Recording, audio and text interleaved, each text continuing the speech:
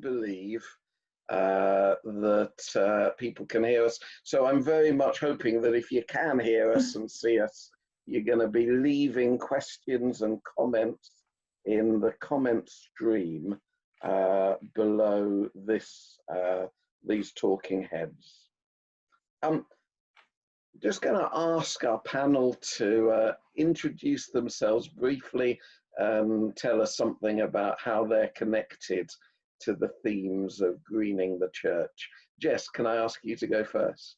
Yeah, sure. Hi, my name's Jess Hall and I'm a Campaigns and Organising Officer at Christian Aid. So my connection to today is one that I live in the Diocese of Chelmsford. I'm in East London in Walthamstow, so it's really nice to be part of this.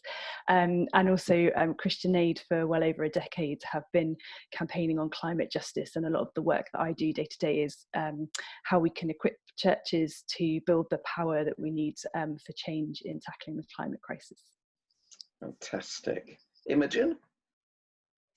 Hello, my name's Imogen. I'm canon at Chelmsford Cathedral, and in my last post I worked in Rugby, and our church there went on an exciting journey following the Our Rocha Eco Church programme, and we found it such an incredible way to be part of transformation in our local communities. So I'm a great believer in the Our Rocha Eco Church and what it can do for evangelism and community transformation. Fantastic. Sarah? Hi, I'm Sarah, and it's just great to be with you today. I lead on climate campaigning at Tear Fund, and we have been campaigning on climate change for a long time, many years now, and we work with churches all over the world to imagine what a restorative economy will look like, or a world in this age, a world rebooted. So it's just great to be with you today and to be able to talk about these issues. Excellent. James? Hi everyone, I'm James Gilder. I'm the curate at St Edmund's Church in Chingford. As well as that, I'm now the Diocesan Environment Officer, and I have a particular role in looking at how we can, as a diocese, hopefully once the Diocesan Synod has approved it, fingers crossed, move towards a carbon neutral church in 2030. I'm also looking at ways of pioneering a type of farming called aquaponics in the Chalbi Desert in Kenya. Fantastic. My name's Andy, and I'm just chairing this group. I'm an adult educator working for the Diocese of Chelmsford. So a first question, and I'll ask this to all of you, if I may, on the panel, is asking about spiritual practices. What spiritual practices do you recommend for Christians who are just starting to develop an interest in the environment? James, can I start with you? Yeah, I'd really recommend this little book here, which is produced by USPG. It's called Pray with the World Church. If you get the Church Times, it comes free in the Church Times actually, but you can also get it from USPG itself. And it's produced pretty much quarterly. And for each week of the year, it helps you to identify with somewhere in the developing world, and with the church in the developing world as well. And for each day, it has something or someone or an organisation to pray about and to pray for. And I find that really helpful for remembering that our actions have global effects. We can't think of the UK as a kind of silo, and if we sort ourselves, then that's going to be fine. You know, to me, it's such a global issue, and I just find that a really helpful way of, I guess, perhaps grounding my own work and my own prayer life. Okay, thank you, James. Sarah? Yeah, I would say something similar to what James shared. There's a wonderful quote from Wilberforce, which is, "We may choose to look the other way, but never again can we say that we did not know." And that when I saw this question, I was thinking, we need to be curious. You know, we need to really deeply know inside ourselves and engage with what's going on in our communities and all over the world. So I was thinking about committing when the news is on and there's a climate disaster to slowly think about that, to reflect on it, to take the time to pause and pray or read articles in the same spirit.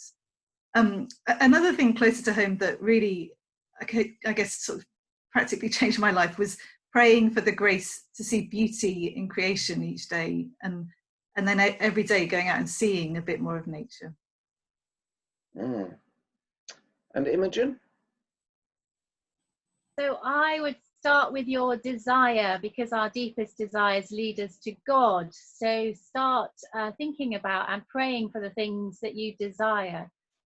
And for me, that's led me on a journey, particularly into worshipping outside, and the whole range of worship now, from muddy church to forest church. And it doesn't have to be this trendy form of church. It simply means sitting outside, saying some prayers, looking around you, thanking God for creation, and saying sorry for the ways that we and I individually have hurt God's creation. And then one of the deep spiritual traditions that we can draw on is from the Franciscan tradition. And in my opening worship this morning, I used some Franciscan prayers, and there's lots of resources, therefore, from St. Francis that we can draw on. And the other thing, I think, is to have a spirituality of joy and thanksgiving, because I do think the burden of climate justice and the sense that it is sort of almost impossible to resolve can make us almost paralyzed, and we need to feel free to make positive changes in our world. So rejoicing in our world, I think, is a really important part of spirituality for me, creation spirituality. And finally, Jess, how about yourself? So I think my my kind of entry point into thinking about issues of climate and tackling the climate crisis came from a very sort of people-focused lens, and thinking about what's happening in the global south and those day-to-day experiences. And I think what I've found in the last couple of years was perhaps that I had a disconnection actually with myself being part of creation. So I had this kind of very people, very action focused entry, which is of course spiritual, but that deeper connection to the story of creation and being part of an ancient story, and myself being a part of creation, has been really helpful for me. And even just kind of reading through those opening chapters of Genesis and spending time kind of, with those words and connecting to something very, the earth is old and the stories of our faith are old, and kind of really connecting to that I found quite helpful. Thank you all. So moving from the very personal to the governmental, our next question comes from Linda. She says, the pandemic has given the earth some breathing space. Air quality has improved, quality of the oceans has improved. What's the single most important thing that governments can do to ensure a green recovery? Sarah, can I start with you on that one? Yeah, so I mean, obviously there is no single easy solution, otherwise governments would have done that already. We all would have done that already. But I think in general, there are some rules of thumb to bail out people, not polluters. So if we're shutting down the old way of doing things, we need to also think about the people involved and their loss of jobs, and create and invest. Government should invest in those people and not in the industries that are causing the problems. In the talk I gave earlier, we set out 5 areas, sort of buckets, where you can take action as governments. So one is clean physical infrastructure. So that's things like investing in renewable energy. One is building efficiency retrofits, and that's things like improving insulation. Another is investing in training, in jobs in green areas. You can also protect natural capital, like restoring carbon-rich habitats. And then there's research and development as well. So there are these buckets, and all of these areas have got now proven ways that governments can respond that help to grow the economy, while also reducing carbon emissions, decoupling the environmental damage from our economic growth. Jess, does that fit with your own concerns in all this? Yeah, absolutely. I think what's definitely echo what Sarah has said.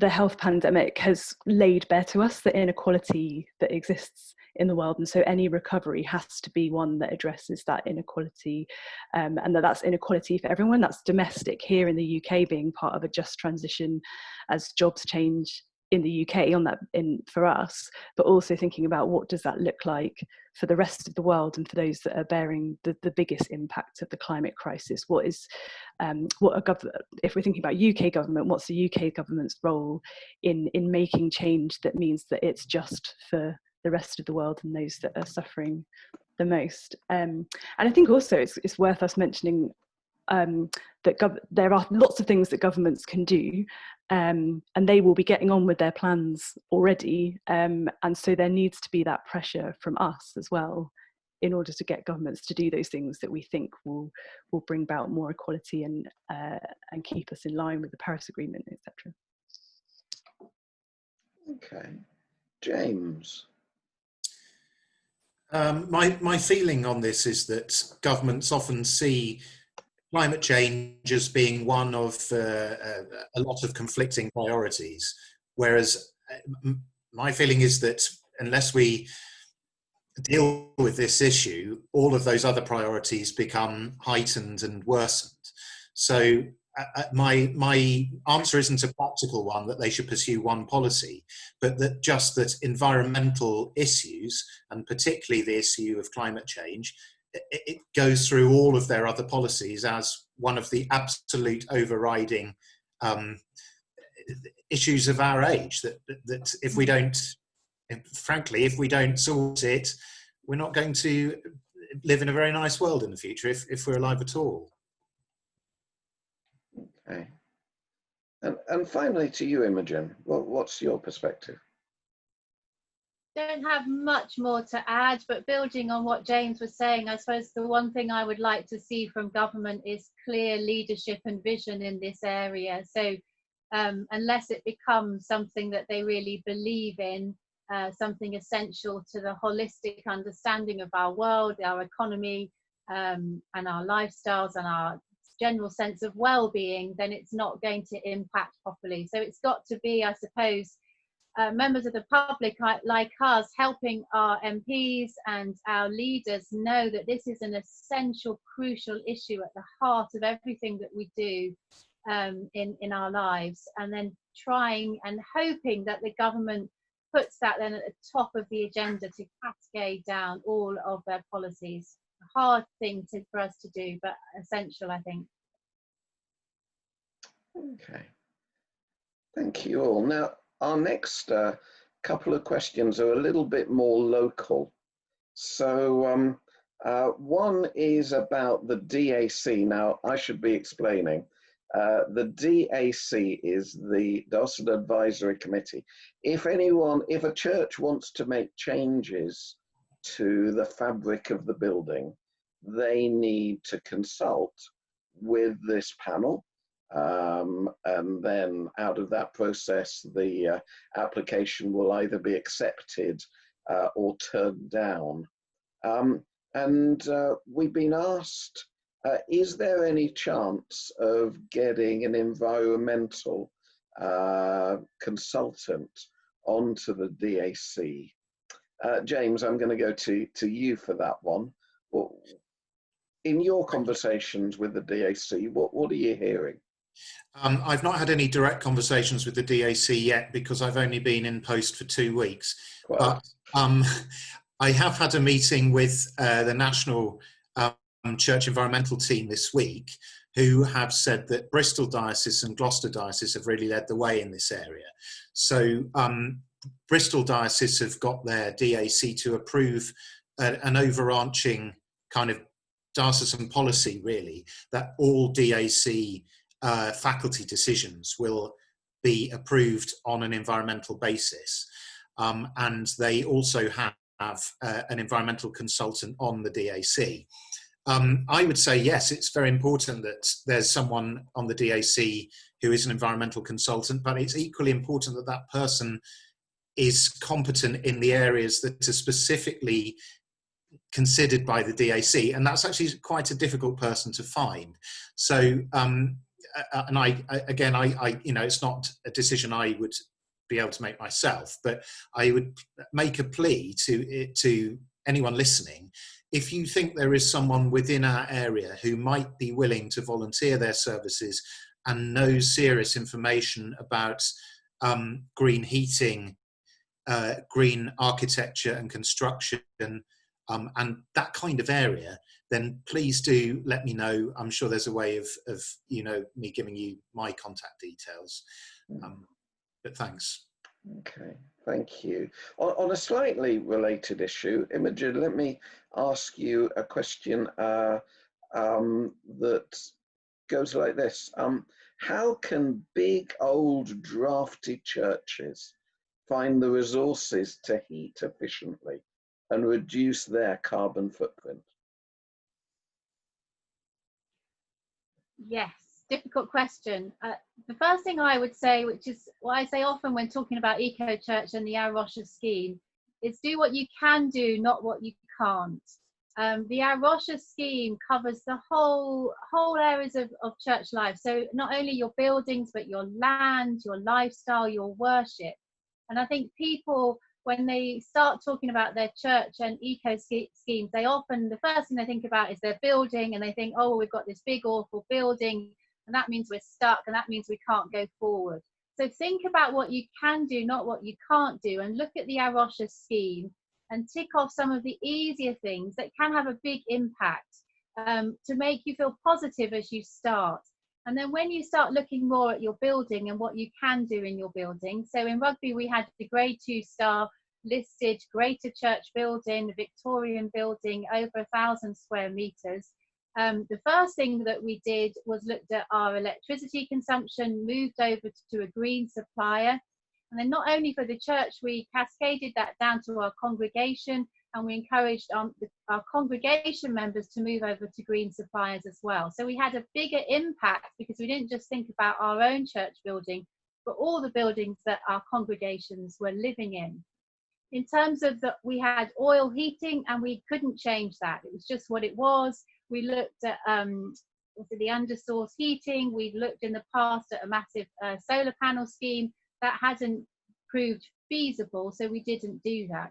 However, we did work with Warwick University, and they came in to do some thermal imaging, and someone came and talked to us about stained glass windows and how we might be able to better draft proof our building, and also how we might zone our building.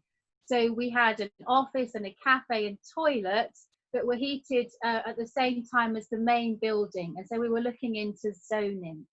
So I would say to you, be creative, think outside the box, don't get overburdened by what you can't change, look at what you can change.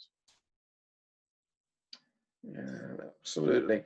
Now, we would normally at this point say, and what you should really do is talk to Helen at Our Rocha, because she's got the technical knowledge on this. However, she's furloughed right now, but she'll be back. And Our Rocha in the longer term, medium term, are definitely the natural organisation to be working with on this sort of issue, aren't they? They absolutely are. And as our diocese will have to move towards the carbon neutral, there's going to be many more resources. We've got James already being put in as an extra resource in our diocese. So dioceses will be pooling knowledge about this, and they should be, and I hope will be, helping their local churches to think about these issues with practical solutions. Have I got a minute just to come in on this, Andy? Or not? Go for it. I expect there's quite a lot of people out there who are understandably thinking, we've got a large building with a small congregation and not very much money. There is not realistically a chance that we are going to be able to completely change our heating system or whatever. And this comes a little bit into what Imogen is saying. But the advice that we've received from the National Church is concentrate on heating the people, not the space. So a lot, heat rises, and a lot of conventional heating systems are air heating systems. They heat the space, and all the hottest air is right up near the roof. So you can get heating systems, electrical heating systems, that are relatively cheap to install under seats, or it's, to be fair, it is easier if you've got pews, and which will heat the people, and that kind of thing is perhaps useful if you've got a church that isn't in use all the week round. You know, if you've got a church that is only being used a couple of times a week, then that's a possibility. Now, someone has already come back to me and absolutely fairly said, A, not every church has pews, and B, what about all the churches who want to use their church as a community resource, so have changed their system? You can also get heating systems that do, electrical heating systems that do the same thing, but that are on the wall as well. And compared with a completely new boiler, or compared with a heat pump, that kind of system is going to cost a lot less. I'm not an expert on this area, but if you're someone who is thinking about installing solar panels, for example, and you do have a bit of money, I'd seriously consider doing something like a heating system instead, because actually the statistics show that the majority of carbon output of any church is their heating, it's not their electricity. So if you can change to a green energy supplier and not spend the money on solar panels, as I say, I'm not an expert, but that would just be my instinct, is address your heating first if you've got a bit of money. And the other thing that the National Church is saying is that there's a surprising amount of heat that is lost just as a result of drafts. So, you know, your traditional draft excluders under the door, making sure you haven't got windows that leak air as well is such an important thing. That's great. So, Jess, you work interdenominationally, and here's a question from Tina in the comments. She asks, what are the practicalities in working interdenominationally on green issues, and are there any examples of where this has worked? Yeah, love a bit of ecumenism.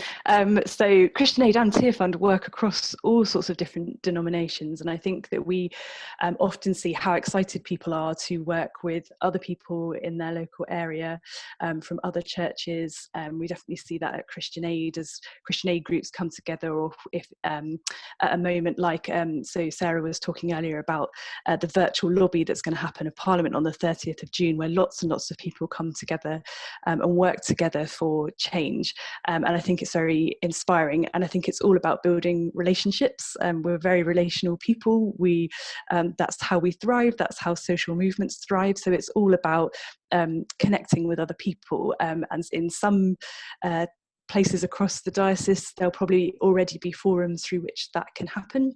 It might be looking up the number of the vicar at the next church, or the minister, or the reverend, or whoever it is, and just making that personal connection, I think, is the way to start, and starting with conversation. And do we care about the same issues together? Can we work together? Having a one-to-one conversation. If you've been part of citizens training in the diocese, you'll be familiar with the one-to-one conversation. If you're not, get on some of their training, or Christian Aid has a campaigns toolkit that has a campaigning with others guide in it, with all different ideas about how you can work within your church, but that can totally be applied to the church next door, whatever denomination they are. I do love it when people say go on citizens training and have one-to-ones. You are speaking my language, Jess. Any examples you'd like to bring in, Sarah, about how working interdenominationally or ecumenically works in this? Well, I think what was occurring to me as Jess was talking was just to emphasise how important it is, because we'll only see change to these really entrenched issues if we work together, because one organisation or one church or one individual just can't do that. But change will come about as movements grow. So we saw that last year with the young climate strikers, school strikers, and also Extinction Rebellion. And I definitely have a vision for every diocese, every community, to mix churches, but also with the wider movement. And if the church can be out there with other environmental charities, then we'll be really powerful together. And we don't have to all be the same. You know, we worked with Extinction Rebellion. We we openly said we're not the same as you, we're a very different feel as an organisation, but we can stand together and we can unite around the things that we care about. And we've run out of time to do things on our own. We have to do it together. I suppose another thing that came to mind was next year with the UK government hosting the climate talks in Glasgow. That's an area where Christian Aid and the Catholic agency CAFOD and ourselves are working really intentionally, planning already ahead to November next year. And there'll be so many different events going on in different cities and in Glasgow itself, where we'll have ecumenical services, prayer walks, other things, plenty to get involved in. So but the next thing is the virtual lobby on the 30th of June. That's a chance to get involved together. Fantastic. Thank you. So finally, a question that I think comes from a very supportive place, but sounds a little bit more skeptical, and maybe skeptical is sometimes helpful. This is from Edward. How do we build a 21st century economy out of all this? The sort of craftsmanship that we might be talking about is very expensive, and the middle classes might be able to afford it, but what about those struggling to make ends meet? And what would be the implications for all those working factories in India, in China, and the Philippines? How would their economies survive? Massive economic questions about the impact of our decisions on the poorest in the world. Sarah, can you tackle that issue for us? Yeah, it's such a good question, and I suppose I'm interpreting it as, how do we support people in poverty, or how do people in poverty themselves grow economically and flourish in a different way to how we have, with a different relationship to stuff, to matter, to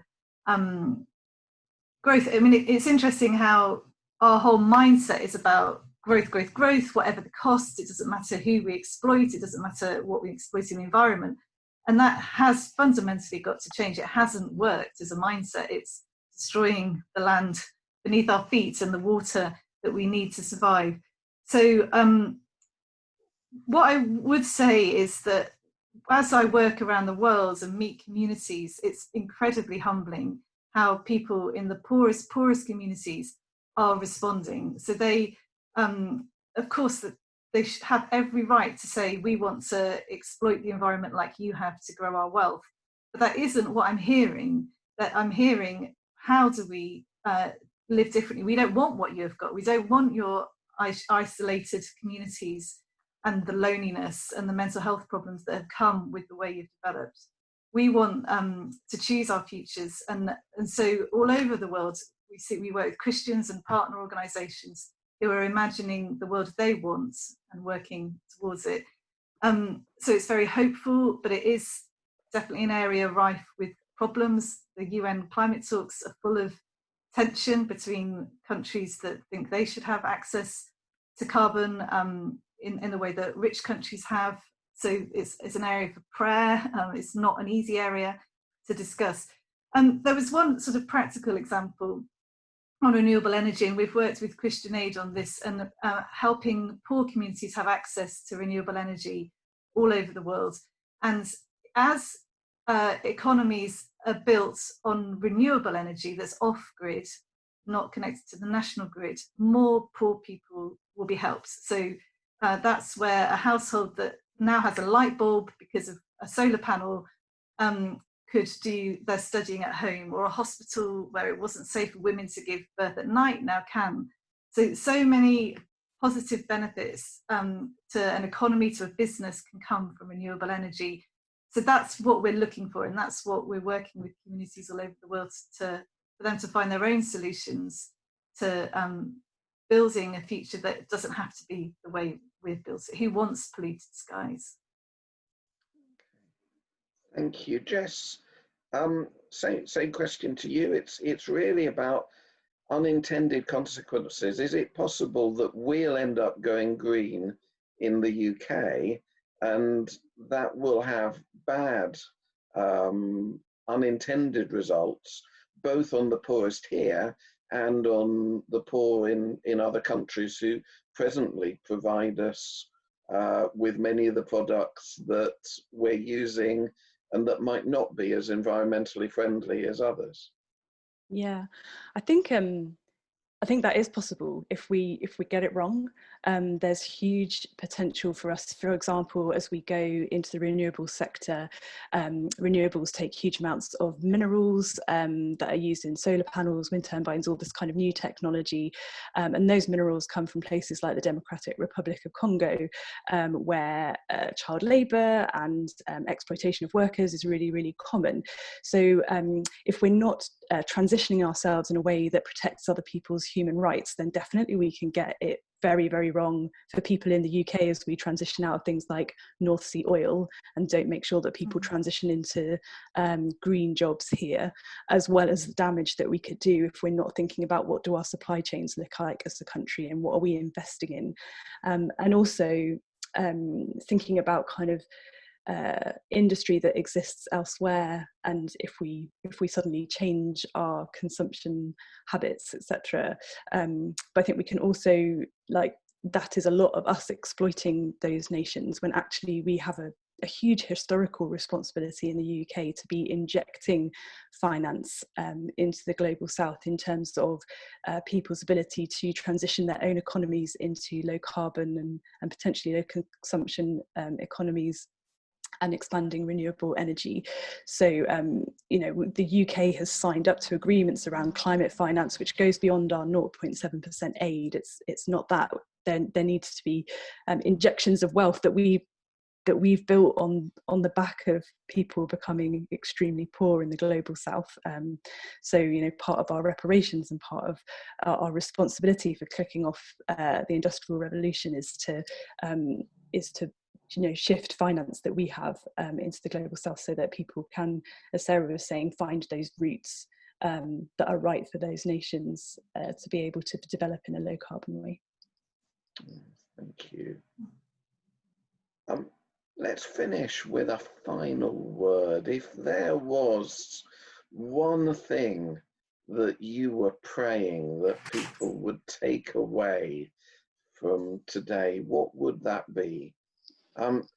I think I'll come first to Imogen, because this day, I mean, it's been organised in consultation with lots of groups, not least your colleagues at the Cathedral and the Dawsoney Environmental Group, but it was your vision in lots of ways. What are you praying is going to happen as a result of today, Imogen?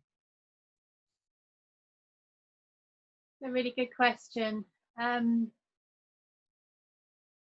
I think I have two answers to that, and one that I've touched on before. Our journey with Eco Church in Rugby was a journey of hope and a journey of life. And I think for me, if we follow God's laws, it will be a journey of hope and a journey of life. And so I want the Christian community to be telling that story of hope and that story of life, and practically demonstrating what that looks like by transforming their local community and working in partnership. One of the big things that we discovered in Rugby was how those from, for want of a better word, secular groups and secular organisations were so keen to partner with us to set up things like the Repair Cafe, which made it affordable for people to have their goods repaired, for local businesses to start out on their eco journey selling eco products and doing that within the church, people wanting to see the transformation of their town centre with greener spaces. And that's a journey of hope, and it's a journey of life and journey of joy. And Christians should be at the forefront of proclaiming that message. And it's a shame and a tragedy that we haven't been. It is the fifth mark of mission to care and love for God's creation. And so my biggest hope is that more Christians will take that on board and really live that in their lives. Thank you. Sarah, what are you praying for us as a result of today? I think the thing that sticks with me from our discussion now is thinking about how we work ecumenically and better together. So I think that is a challenge for us, and certainly something kind of quite fresh on my heart, that when I go to talk to churches, to say, well, are you working with your local Friends of the Earth group? Have you reached out to your Extinction Rebellion group locally? Because although, again, we're different, we don't have to be the same. It's just a chance to build relationships in our communities. We have one in our church with our local nature reserve sort of neighbourhood group, and so it's an opportunity for us as a church to say, yeah, we really care about this stuff and we're with you. And if you're doing something, talking to a counsellor, we'll come too. And I have to say, people with dog collars too are very important in those discussions. Young people are another voice that's really essential, but all voices need to be there. We need to all show that we care and to start speaking up. So yeah, that would be something I hope churches can take away. Fantastic. Jess, tell us what you would love for us. What I would take love. Away. I guess building on Sarah's point, I'd love for people to be grasping your own agency to act and to be part of bringing about change. I think often we think I'm one person, or I don't have any power, or like the government is big and I am small. But if you think of government as the size of my hand, and then you think of 10 or 500 churches being the other side of my hand, they're the same size. So as we work together, there's the same power kind of coming up to challenge. So my prayer would be that you have a sense of your own agency to act, and that you work with others, like Sarah was saying, with those in your own church who are not yet ready or not yet quite engaged, as well as those in your community churches, other groups that are getting involved in this. Thank you, Jess. And James, as you say, you're 2 weeks into the job of environmental officer for the diocese. What are you hoping for? Well, what I hope people might take away from today is that this is about loving your neighbour, and that loving your neighbour doesn't always bring about nice feelings. Sometimes it can be about the urgency of loving your neighbour. Sometimes it can be about the justice of loving your neighbour, and that the things that we do in our churches to make them greener, and the things that we do in our own lives to make them greener, aren't about making ourselves feel good. They need to be truly about loving our neighbour around the world. Thank you all very much indeed. This wasn't on Facebook Live, but it is going to be posted shortly on our Facebook page. Thank you all.